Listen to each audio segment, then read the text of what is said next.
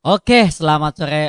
Kembali lagi di Pod Soccer TV. Kita kedatangan tamu yaitu Coach Oji dari Palembang. Selamat sore, Coach Oji. Selamat sore, Oke, Bang Will. gimana kabar Coach Oji? Alhamdulillah sehat dan agak sedikit lelah ya karena habis nonton pertandingan Oke, Indonesia melawan Jepang semalam yang luar biasa. Euforia dari supporter tuh sangat positif dan luar biasa, Bang Will. oke. Ini kita ngobrol santai nih. Bang Oji kan Ya. nonton semalam. Ya, Analisa pertandingan Indonesia melawan Jepang. Gimana Bang Oji semalam?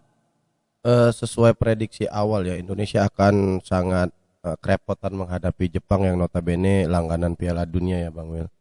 Satu hal yang harus kita ketahui dulu bahwa timnas Indonesia ini adalah timnas yang baru berkembang ya, yang intinya Oke. pemain-pemainnya itu baru kumpul lah. Jadi Mm-mm. masih syarat dengan pengalaman ya mereka untuk bersama bermain di tim nasional Indonesia. Memang notabene mereka bermain di Eropa, tapi mereka jarang bermain bersama. Nah, jadi chemistry itu belum terlalu terjalin, bukannya dia enggak terjalin, belum terlalu connect gitu loh. Nah, jadi itu salah satu jadi titik permasalahan di tim nasional Indonesia sendiri, Bang Wil. Oke. Jadi Ya. gini bang, gue ada pertanyaan sedikit. Gimana ya?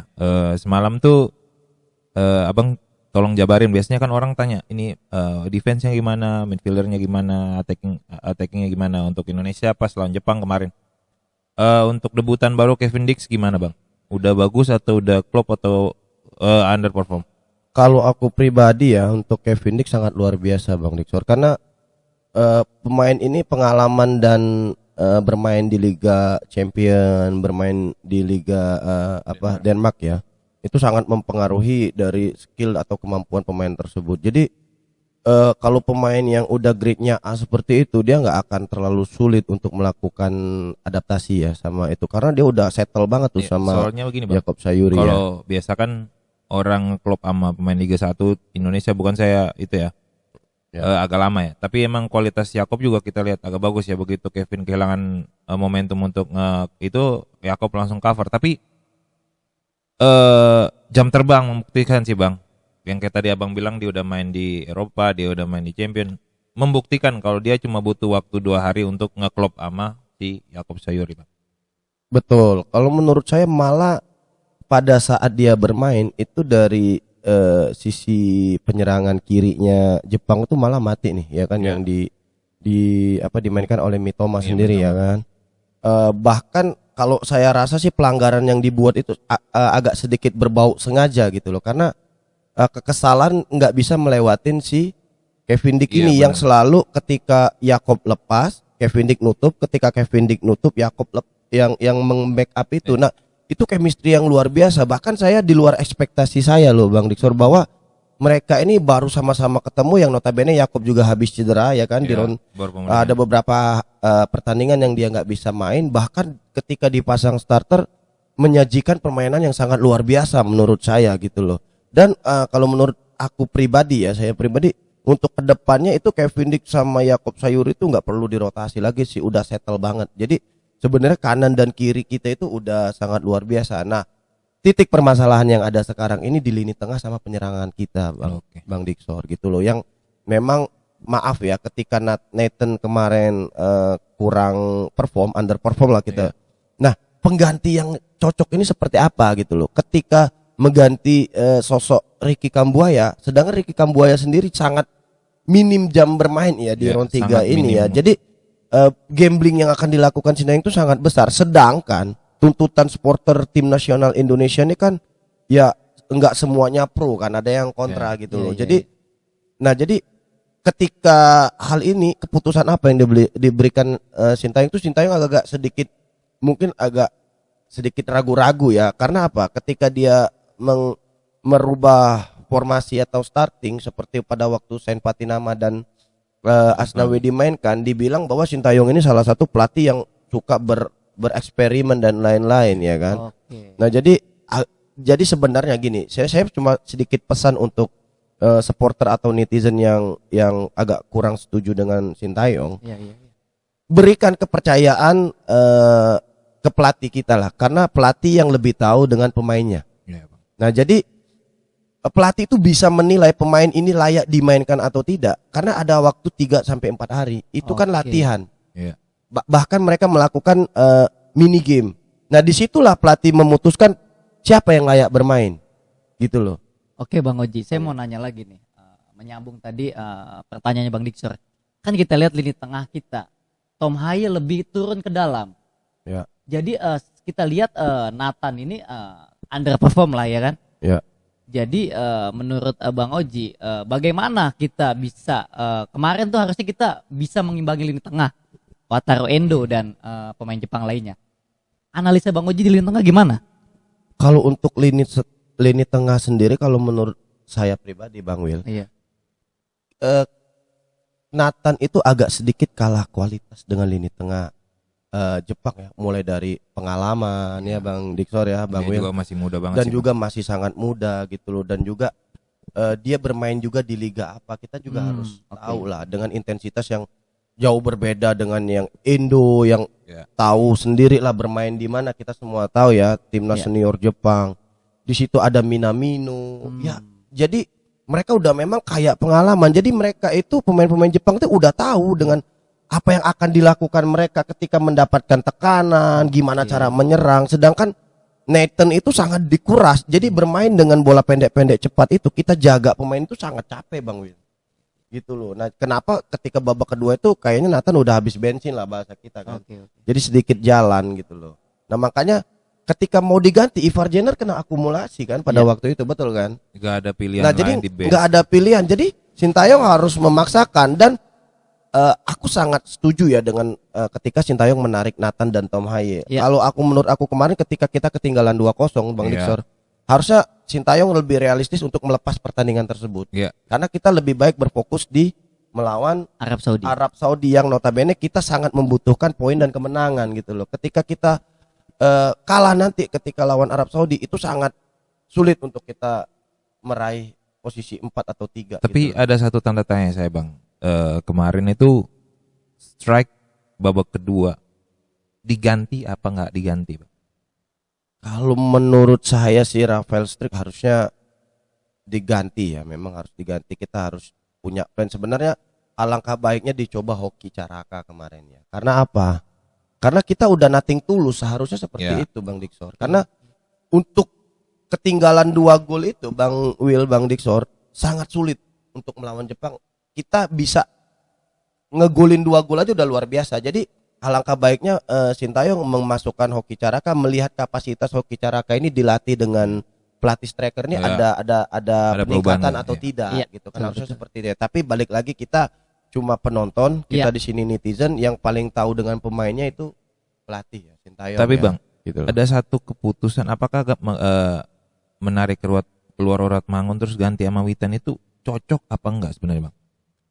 Jadi gini, kalau untuk menarik Orat Mangun mengganti Witan itu sebenarnya lebih ke menjaga kebugaran Ratnar Orat Mangun sih. Kalau menurut untuk melawan Arab Saudi itu sangat realistis. Tapi gini, Bang, kita masang Amat di tengah. Ya. Sedangkan Amat sama Marcelino itu kurang cocok, Bang. Apa kenapa dia nggak masang? Dia narik Orat Mangun, dia geser si strike ke tengah. Kenapa dia nggak masang Ricky Kambuaya untuk menjadi jangkar di tengah, Bang? Nah, jadi kalau menurut aku, pandangan aku seperti ini. Karena yang aku bilang tadi Bang Diksor, bahwa Sintayong ketika ketinggalan sampai 3-0 itu kan, Iya. itu kan 3-0 dulu baru diganti. Iya, close. Karena udah nothing tulus. Iya. Jadi ibaratnya itu dia cuma lebih mempertahankan, jangan menambah kebobolan Kebobolan lagi. lagi. Cuman itu. Sedangkan dia menarik Ratnar Orat Mangun itu untuk menjaga kebugaran Ratnar, karena dia udah termasuk umur juga kan, untuk melawan Arab Saudi, Bang. Gitu loh. Iya. Nah, karena dia udah tahu sangat sulit untuk Iya. mencuri 1 gol aja dari Jepang itu sangat sulit, karena dari segi permainan kita udah kalah jauh gitu loh Bang Diksor. Emang sangat jauh sih, Bang, udah bagaikan apa ya? Raksasa sama anak kecil. Udah jauh banget. betul. Oke. Saya mau bertanya lagi nih Bang. Kan di babak pertama peluang yang sangat berharga itu adalah Ragnar Orat Mangun. Menurut Bang Oji, itu apakah langsung sekali tendang gol? Kenapa dia harus capping bolanya lagi Bang Oji? Nah, jadi gini, dalam permainan itu kan ada yang namanya situasional pertandingan, Bang Will. Kadang memang kita lihat di TV ya, atau kita lihat nonton langsung, memang kita lihat, bola itu enak ditendang. Oke. Tetapi pemain kadang di situ untuk kesiapan dia mengambil keputusan shooting atau apa. Nah, apalagi saya berpikir pemain sekelas Ratnar Oratmangun itu udah kayak sangat pengalaman ya Bang Dixon. Dia tahu tuh kapan dia mau syuting. Mungkin di situ ada kendala mungkin di body shape-nya ya. Dia ketika melakukan kontrol atau syuting itu mungkin posisinya kurang enak untuk dia melakukan syuting. Makanya akhirnya dia tekuk dulu untuk mencari posisi yang pas. Karena dalam sepak bola itu Bang Wil, kita salah mengambil tumpuan atau badan kita agak sedikit terangkat, shooting bola kita itu akan sedikit berubah Bang Wil. Oke. Gitu loh. Jadi enggak sesimpel yang kita bilang shooting kayak gitu kan. Nah, padahal dari segi teknik cara nendang, body shape pada saat nendang itu memang harus betul Bang Wil gitu loh. Nah, jadi seperti itu kalau menurut pandangan saya pribadi gitu loh. Nah, tapi gini, yang kita harus lebih sorot ya, masalah transisi negatif ke positif. Negatif ke positif, positif ke negatif. Jadi timnas Indonesia ini Sintayong kita tahu lah lebih ke pragmatis ya ketika melawan tim gini Bang, gede. Abang coba lihat ya. Pas ada Kevin sama nggak ada Kevin, ada nggak perbedaan jauh di sebelah kanan? Sangat jauh. Ketika Kevin ditarik keluar cedera itu Mitoma baru bisa masuk sampai nusuk ke lini pertahanan tim nasional Indonesia kan. Dan bahkan sebelum Kevin Dick cedera aja itu kan Mitoma kan sudah memprovokasi tuh dengan menyikut ya kan. Karena tahu bahwa pemain ini pemain berkualitas dan berpengalaman gitu loh.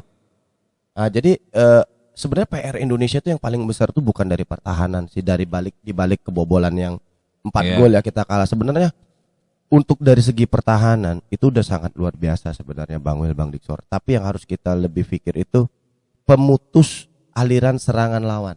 Itu yang kita belum punya. Berarti sebenarnya kalau ada Jordi Amat masih prime ya, karena Jordi Amatnya kita udah agak usia. Iya. Betul. Kemarin menurut saya Jordi bagus lah, main babak kedua dia bisa alirin bola, gantiin peran Nathan itu, dia seorang stopper loh, serang back tengah loh. Bisa ngalirin bola, berarti masih ada kualitas tapi udah berapa kali cedera, terus sudah umur juga usia. Emang wajar. Nah, ini kita balik lagi nih kan, kita kalah 4-0. Otomatis kan kita nanti ke laga selanjutnya nih lawan Arab nih di kandang kita sendiri nih. Betul. Menurut Bang Oji, peluang kita apakah masih ada nih untuk ke peringkat 3 dan 4? Silakan Bang Oji. Kalau untuk sekarang ya Bang Wil itu masih sangat besar peluang tim nasional Indonesia dengan kita tahu sekarang Jepang meraih poin 13 ya. Mungkin dia udah dipastikan bisa lolos untuk ke round berikutnya. Next lawan Jepang juga Cina mainnya di kandangnya Jepang Bang. Ya.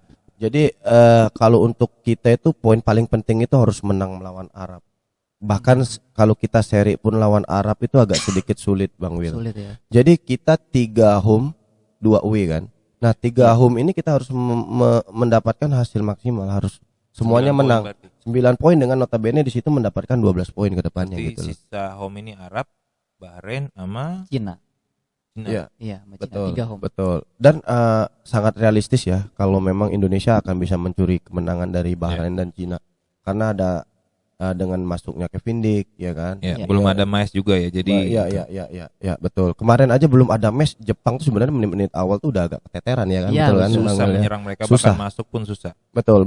Sebenarnya Indonesia tuh aku lebih cenderung dibanding Sintayong lebih main terbuka. Ini melawan tim gede ya. Kita lihat berbicara ini beda-beda inilah Bang ya. Bukan ibaratnya kok ketika lu bilang lawan Arab Sintayong lebih baik bermain bertahan.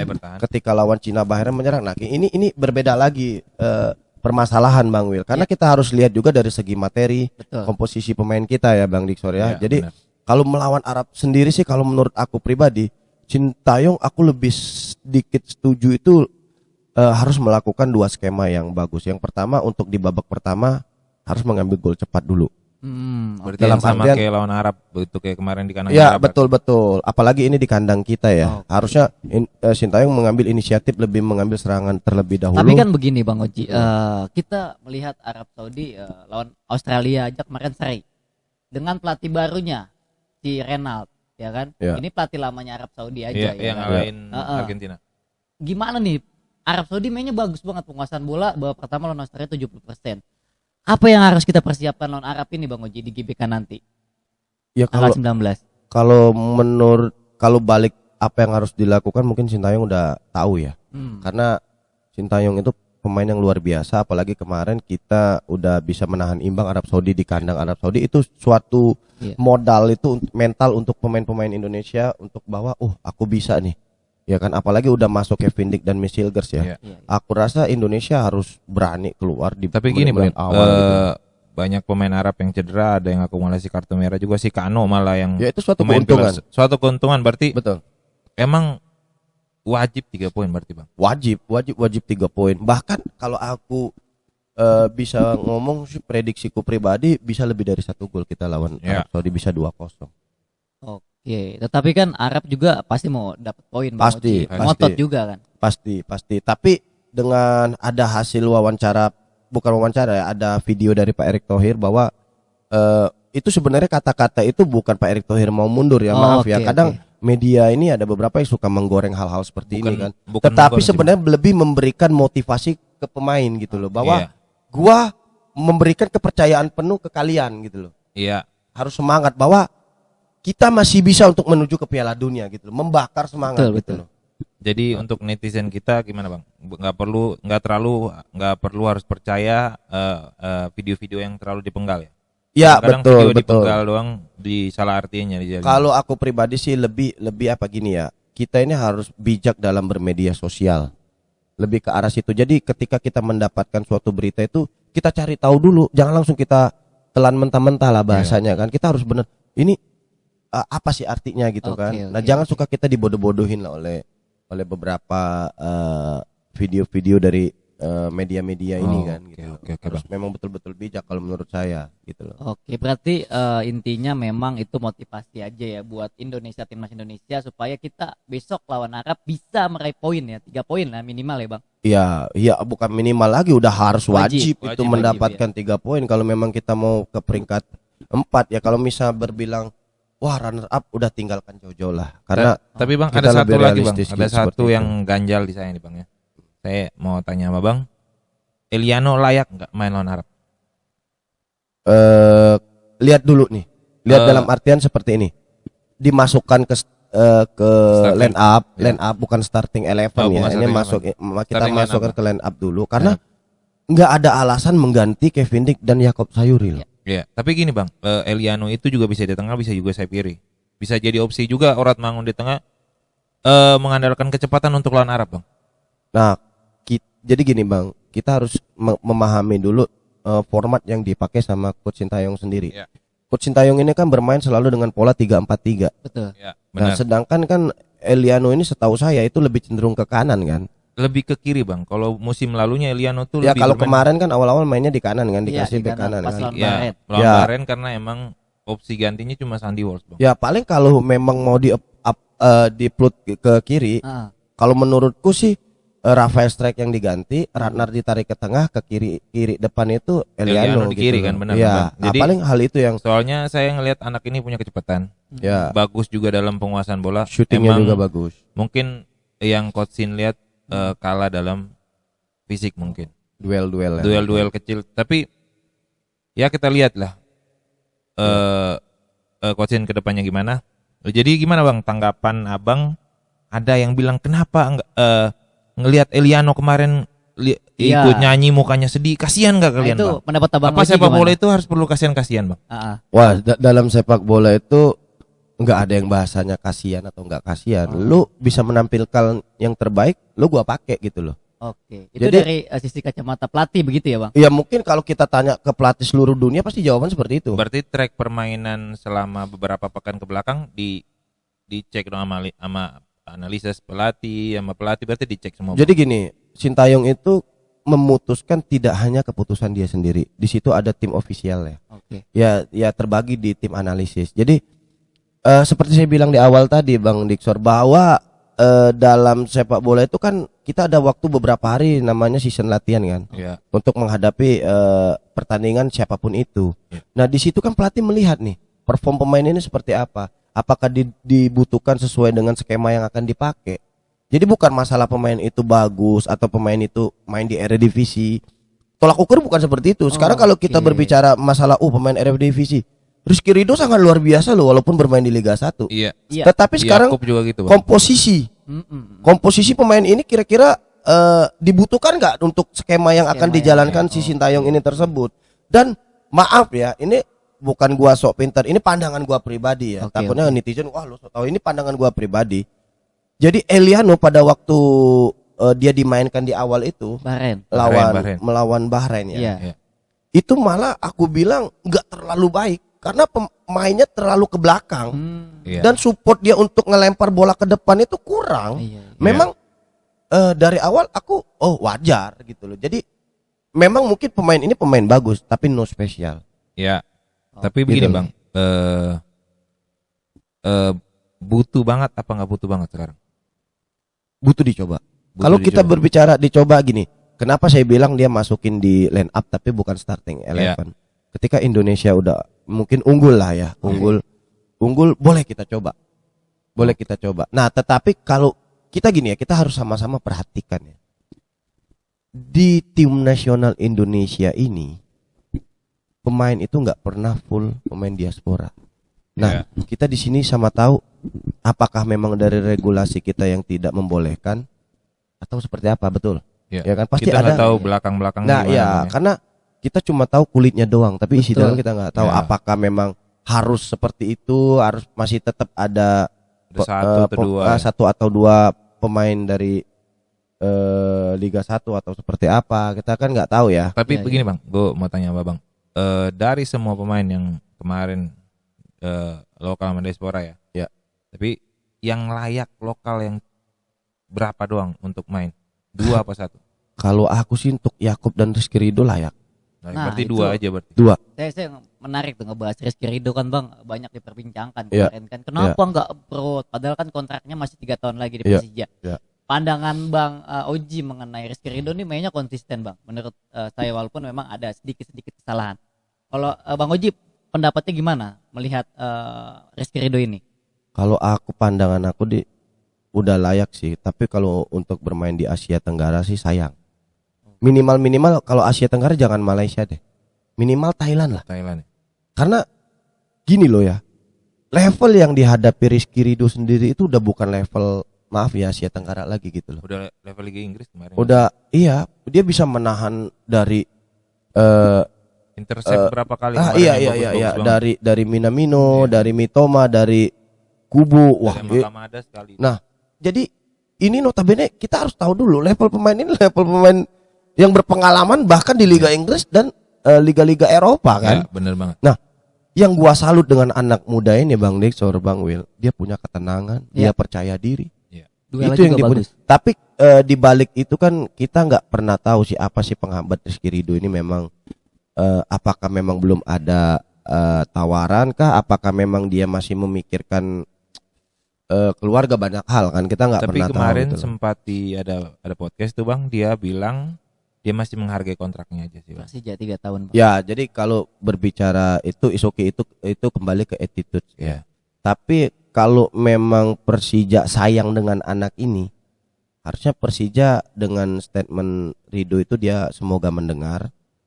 Persija harus melepas anak ini Iya. karena anak ini bakal jadi apa ya? Bibit Ya. unggul tim nasional Indonesia loh kalau menurutku ke depannya gitu. Dan juga ketika dia mendunia nanti ke Eropa ke entah kemana, nama Persija sendiri akan terangkat. Kan pasti secara bilang oh ini langsung. bekas pemain Persija nih. Iya, betul. Dan saya sebenarnya berterima kasih ya dengan Persija. Kenapa ya?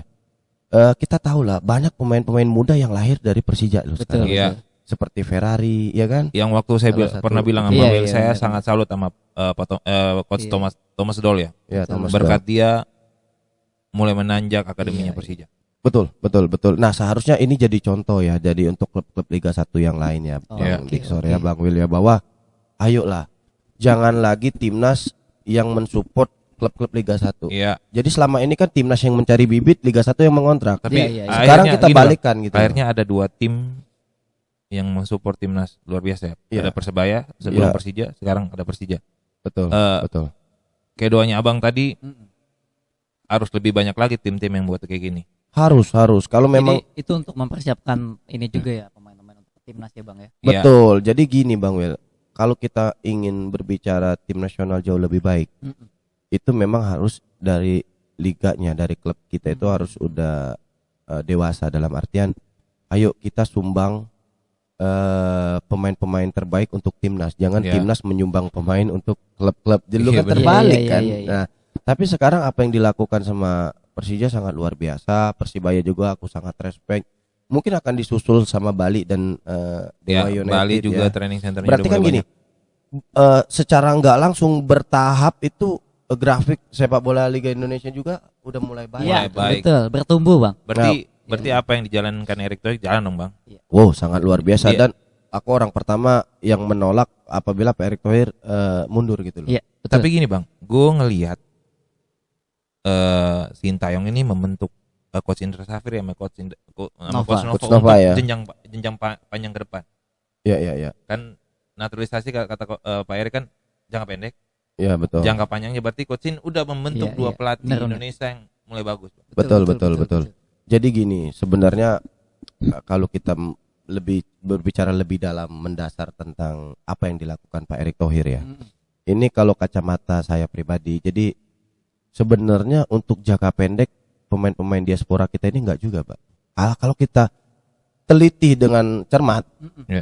pemain yang diambil itu pemain-pemain notabene yang usianya masih sangat muda. Iya, Berarti pemain ini minimal sekelas Tom Haye itu 5 tahun lagi masih bisa dipakai. iya. Yang senior cuma Jordi Amat. Tuh. Kalau Jordi Amat oke lah, mungkin 1 tahun, Dibutuhkan 2 tahun, pengalaman 2 kali ya. tahun ini udah selesai ya. Ya. Tetapi mulai dari belakang nih, kita urut dari kiper lah ya. Ya. Martin Paes usia baru 27, 27 ya kan. masih bisa panjang. Kiper itu umur 40 pun bisa pakai kan? Tahu Iya, sendiri iya. Bang. Bang Terakhir Dixon, saya nonton siapa ya?